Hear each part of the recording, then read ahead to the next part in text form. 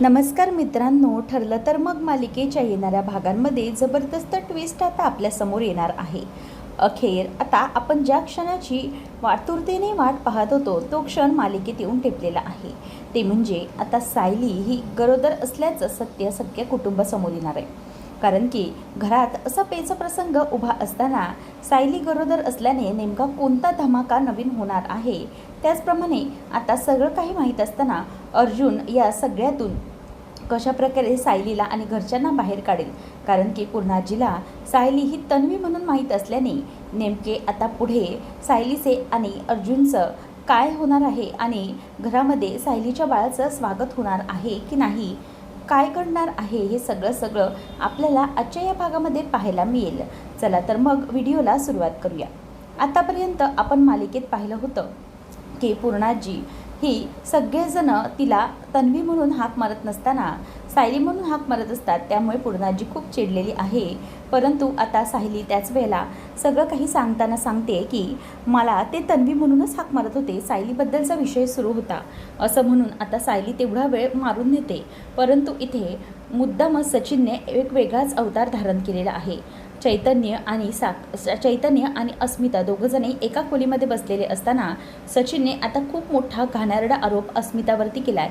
ते म्हणजे चैतन्याचं आणि आपल्या अस्मिताचं काहीतरी लफडं सुरू आहे असं बोलून दाखवल्याने सगळं सुभेदार कुटुंब हे खूप चिडलं आहे त्याच्यावर. आणि अक्षरशः आज चक्क रणरागिणीसारखा अस्मिताने अवतार घेतला आहे आणि अस्मिताने अक्षरशः त्याला घरातून बाहेरच काढून टाकले. म्हणजे किती काही झालं तरीही अस्मिता आता त्याला उभं करायला तयार नाही.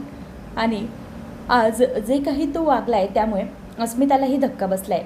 अस्मिता घरच्यांजवळ माफी मागते आणि म्हणते की खरंच माझी खूप मोठी चूक झाली, मी त्या माणसावरती विश्वास ठेवला, मी सगळ्यांचं तुमच्या लोकांचं ऐकायला हवं होतं, तुम्ही सगळेजण माझे हात माझ्या वाईटावरती का उठाल. अर्जुनवर तर मी विश्वास अजिबात ठेवला नव्हता. अर्जुनला मी म्हणायचे की तू फक्त माझ्या वाईटावरती उठलेला आहे. परंतु खरंच त्यावेळेला मला आता असं वाटतं की मी अर्जुनचं ऐकायला हवं होतं. अर्जुनने माझ्यासोबत जे काही केलं ना त्याबद्दल त्याचे आभार मानायचे सोडून मी उगीचच त्याच्यावरती संशय घेत राहिले. हे जे काही घडलं आहे ना त्याबद्दल मला खरंच खूप जास्त राग येत आहे. परंतु त्याच वेळेला आता अर्जुन म्हणतो की अस्मिताताई तू अजिबात काळजी करू नको, त्या माणसाला आपण डिवोर्स दिल्याशिवाय सोडायचं नाही. मी पेपर्स तयार केलेले आहेत, आपण लवकरात लवकर पेपर्स आता तू सही कर, मग आपण त्याच्या पेपर्स तोंडावरती फेकून मारूया. तेव्हा मग लगेचच अस्मिता म्हणते की मी माझ्या बाळासाठी एकटी आई म्हणून तयार आहे सगळं काही करण्यासाठी. माझी सिंगल मदर म्हणून मी पॅरेंटिंग करायला तयार आहे. कारण की असा घाणेरडा बाप मला माझ्या मुलाच्या आयुष्यामध्ये नको आहे, जो की एक स्वतःच म्हणजेच बाप होण्याच्या वळणावर असताना एका बाईबरोबर लफडं ठेवतो. आणि हे सगळं मला अजिबातच असहन न होण्यासारखं आहे. त्यामुळे मी किती काही झालं तरी हे सहन करू शकत नाही. त्याच वेळेला आता जेव्हा हे सगळं झाल्यानंतर अस्मिता ही त्याला डिवोर्सचे पेपर्स पाठवते. त्याच वेळेला हे सगळं होत असताना सचिन पुन्हा एकदा घरी आलेला आहे. कारण की त्याला माहीत असतं की जर मी अस्मिताला डिवोर्स दिला तर मला साक्षीसोबत काही राहता येणार नाही आहे. म्हणजे साक्षी हे कुठल्याही प्रकारे मला कधीही प्रॉब्लेम देऊ शकते. कारण की पोलिसांची नजर ही साक्षीवरती आहे. तर अशा गुन्हेगार फॅमिलीबरोबर मला राहता येणार नाही. म्हणूनच मुद्दामच सचिन हा पुन्हा अस्मिताजवळ येतो आणि तिला म्हणतो की अस्मिता मी तुला सोडून जाणार नाही कुठे, आणि बाळालाही. मला तुझ्याबद्दल जे काही समजलं आहे ना पण मी त्याचा माझ्या बाळावरती परिणाम होऊ देणार नाही. मुद्दामच बाळाचं कारण काढून तो आता तिथून निघायला तयार होत नसतो. तो म्हणतो की माझं बाळ आहे, मी माझ्या बाळाला घेतल्याशिवाय कुठे जाणार नाही. त्यावेळेला अस्मिता म्हणते की नाही, तुझ्यासारख्या माणसाच्या हातामध्ये मी माझं बाळ अजिबातच देऊ शकणार नाही. कारण की हे माझं बाळ आहे आणि मी माझ्या बाळाला कुठेही पाठवणार नाही. त्यावेळेला आता लगेचच अस्मिता म्हणते की तू जर आता इथून निघून गेला नाही ना तर मी पोलीस कंप्लेंट करेन, पोलिसांना बोलावून तुला पोलिसांच्या ताब्यात देऊन टाकीन. मग लक्षात ठेव तुला काय करायचं आहे आणि काय नाही ते. एक गोष्ट चांगलीच लक्षात ठेवावी लागेल, किती काही झालं तरीही जर मी पोलिसांकडे तुझं नाव दिलं तर मात्र काहीही होऊ शकणार नाही. एक गोष्ट तुला चांगली समजून घ्यावी लागेल. त्यावेळेला मग आता सायली ह्या सगळ्या गोष्टींना खूप धीराने सामोरे जायला अस्मिताला मदत करते. ती म्हणते की हे बघा अस्मिताताई, मला माहीत आहे हे सगळं घडलं आहे, त्यामुळे तुम्हाला खरंच खूप वाईट वाटत असणार आहे, सगळ्या गोष्टींमुळे खूप त्रास होत असेल. पण मी एक गोष्ट चांगली समजू शकते, ते म्हणजे की तुम्ही सगळं काही व्यवस्थित कराल. आपलं सुभेदार सगळे तुमच्यासोबत आहे. सगळेजण तुमच्याबरोबर असताना कोणीही काही करू शकत नाही. तेव्हा अस्मिता म्हणते की हे जर मी अगोदर समजू शकत असते तर किती चांगलं झालं असतं. आत्तापर्यंत मी मॉम डॅडचं जर ऐकलं असतं तर या सचिनने हा माझा पैसा लुबाडला नसता. आत्तापर्यंत त्याने माझा किती पैसा लुबाडलेला आहे.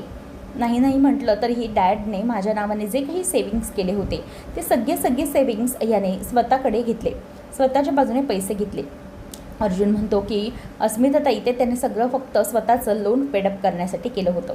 मी तुला तेव्हाही सांगितलेलं की याचं तुझ्यावरती प्रेम नाही, याचं फक्त पैशावरती डोळा आहे आणि त्यानेही तेच केलं. त्याने हे पैशावरती डोळा ठेवला आहे ना, म्हणून हे सगळं झालं आहे. पण एक गोष्ट लक्षात ठेव अस्मिताताई, एकदा का या माणसाला आपण घरातून बाहेर फेकून टाकलं तर आपल्याला याला पुन्हा घरात ठेवून घ्यायचं नाही आहे. तर चैतन्य म्हणत असतो की घरच्यांना सॉरी म्हणत असतो की माझ्यामुळे हे सगळं घडलं आहे. खरं तर मी अस्मिताताईबरोबर होतो, पण खरंच मी तिला बहिणीसारखं मानतो. तेव्हा प्रताप आणि घरातले सगळे म्हणतात की अरे हे सगळं काय म्हणतोयस तू, तुझ्यावरती पूर्ण विश्वास आहे रे चैतन्य, आणि आमची मुलगी लहानपणापासून तुम्ही दोघं आमच्या समोर वाढलेले आहात. जर तसं काही असतं तर आम्हाला कळलं नसतं का, सांगा मला. तेव्हा मग चैतन्य म्हणतो की पण मला शांत झोप लागणार नाही आहे. माझ्यामुळे ते एका लहान बाळाचा बाबा त्याला दुरावला जाणार आहे असं वाटतंय मला. तेव्हा अस्मिता म्हणते की हे बघ चैतन्य, तू असा काहीही विचार करू नकोस. या उलट तू एक पुण्याचं काम केलं आहेस, कारण की तू मला मदत केलेली आहेस त्या माणसाचं म्हणजेच सचिनचं खरं रूप समोर आणण्यामध्ये. त्यामुळे जर तुला असं वाटत असेल की तुझ्यामुळे काही झालं आहे तर तसं अजिबात काहीही समजू नको. तुझ्यामुळे काहीही झाले नाही आहे, उलटं सगळं काही चांगलं झालेलं आहे.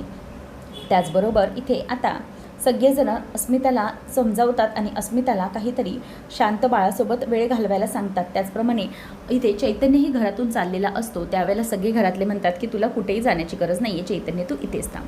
तर सायली ही पूर्णाजीला भेटण्यासाठी तिच्या रूममध्ये जाते आणि तिला जरा असं गरगरल्यासारखं होतं, म्हणून ती म्हणते की पूर्णाजी, मी तुझ्या डोक्यावरती तुझ्या मांडीवरती इथे डोकं ठेवू का गं. त्यावेळेला आता पूर्णाजी म्हणते की हो, काय झालं गं सायली बाळा. तेव्हा ती म्हणते की मला ना असं तुझ्या मांडीवरती डोकं ठेवूसं वाटतंय. तेव्हा मग पूर्णाजी म्हणते की हो, ठेव ना मांडीवर डोकं, काहीच प्रॉब्लेम नाही. त्यावेळेला मग आता सायली ही पूर्णाजीच्या मांडीवरती डोकं ठेवते आणि तिला म्हणते की पूर्णाजी, मला इतकं छान वाटते ना, म्हणजे ना असं वाटते की आता तू मला अंगाई गावी आणि मी झोपून जावं.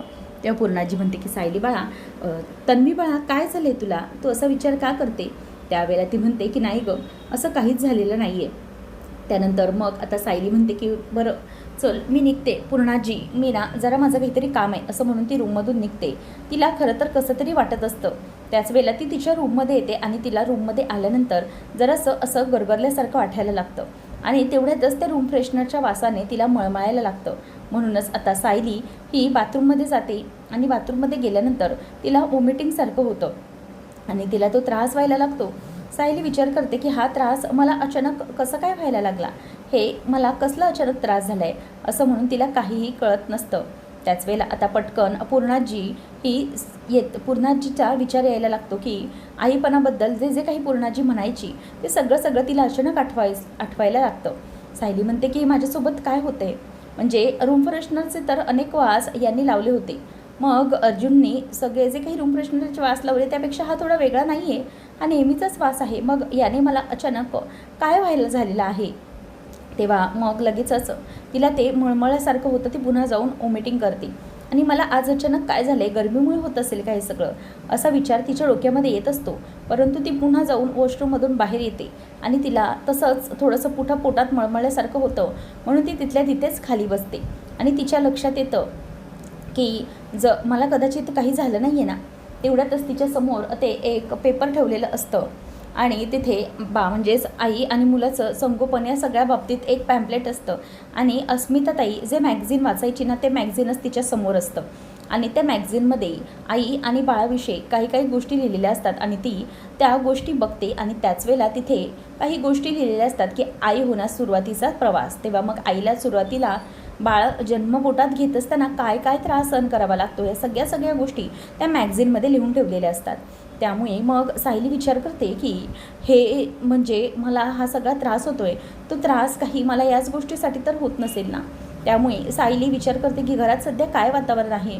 पूर्णाजी मला तन्वी समजून बसल्यात आणि जर घरात हे सगळं समजलं म्हणजे पूर्णाजीला वगैरे, तर मग मी काय करणार आहे मला काहीच कळत नाही आहे. तिला आता ते टेन्शन आणखी दुपटीने वाढलेलं असतं.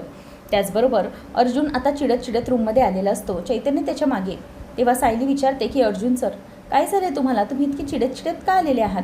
त्यावेळेला अर्जुन सांगतो की म्हणजे मला ना म्हणजे डॅड बोलत होते की बाळाबद्दल, अस्मिता ताईच्या, जर त्या माणसाला सचिनला बाळ सांभाळायचंच नव्हतं तर मग बाळाची संगोपन करायची ताकदच नव्हती, जर इच्छाच नव्हती तर कशाला बाळ जन्माला घालू द्यायचं होतं, कारण त्या बाळाला तितकासा त्रास होतोय असं म्हणून आता अर्जुन चिडचिडत असतो आणि हे सगळं ऐकतो.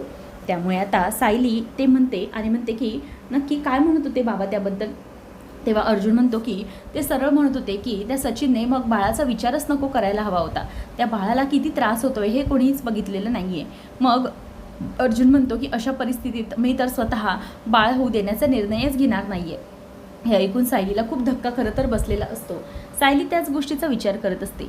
सायली स्वतःचा जीव कसामसा मारून ठेवते, परंतु नंतर दुसऱ्या दिवशी ती विचार करते की मी चेक करून घ्यावं. त्यामुळे आता सायली ही अर्जुनला काहीही सांगत नाही, कारण की ऑलरेडी अर्जुनला टेन्शन वाढलेलं आहे आणि त्याचमुळे आता सायली ही दुसऱ्या दिवशी तिचा रिझल्ट चेक करते. त्याच वेळेला तिचा रिझल्ट हा पॉझिटिव्ह आलेला असतो. आता तो रिझल्ट पॉझिटिव्ह आल्यानंतर सायली विचार करते की मी प्रेग्नंट आहे आणि घरातलं असं वातावरण नेमकं काय होईल, सगळ्या गोष्टी तिच्या डोक्यांमध्ये फिरत असतात. आणि मग अर्जुन हा खाली ब्रेकफास्टला गेलेला असताना सायलीला ब्रेकफास्टलाही जायला त्रास होत असतो, तिला मळमळत असतं. त्यावेळेला मग आता ती म्हणते की हे काय, मला याचा परत आता त्रास व्हायला लागला, मी काय करू. आणि त्याच वेळेला मग आता विमल येते आणि विमल ही तिथे आल्याबरोबर कल्पना म्हणते की जाग जरा तिला चेक करून ये, सायली अजून कशी आली नाही आहे. तेव्हा मग विमलला ती सांगते की मला ना जरा त्रास होतोय, मला गरगरल्यासारखं होतंय, असं उलटे आल्यासारखं होतंय पण उलटी होत नाही आहे. मग त्यावेळेला विमलला जे समजायचं ते समजतं. विमल पटकन खाली येते आणि विमल कल्पनाला वगैरे घरात कानात सांगते की मला वाटते की गुड न्यूज आहे, सायली ताई प्रेग्नेंट आहे. आता हे ऐकल्यानंतर विमलला तर खूप मोठा आनंद झालेला असतो, पण घरात अस्मिताच्यामुळे सगळीजणं खूपच जास्त टेन्शनमध्ये असतात. त्याच वेळेला आता इथे सायली देखील हळूहळू का होईना खाली येते आणि मग कल्पना ही सायलीला हळू जाऊन विचारते की सायली नक्की मला जे वाटते तेच आहे का, तुला कोरड्या उलट्या वगैरे होत आहेत म्हणजे तेच कारण आहे का. त्यावेळेला सायली ही म्हणते की हो आई, मी रिझल्ट पण चेक केला आणि रिझल्ट पॉझिटिव्ह आलेला आहे. आता हे ऐकल्यानंतर घरातले सगळेजण आनंदाने अगदी वेडे झालेले असतात.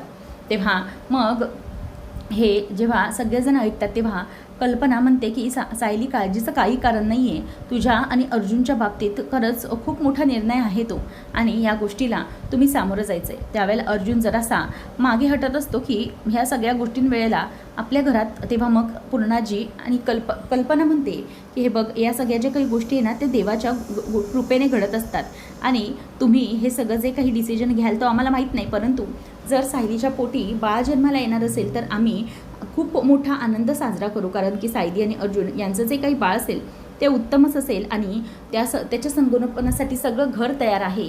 आता सगळे खूप जास्त खुश असतात. पूर्णाजी वगैरे घरातले सगळेजण आता सायलीला बाळ होणार म्हणजेच तिला असं वाटत असतं की तन्वीला म्हणजे माझ्या नातीला बाळ होणार, त्यामुळे सगळेजण खरं तर खूप खुश असतात. आणि अर्जुन जरासा नाराज असल्याने सायली त्याला समजूत घालते.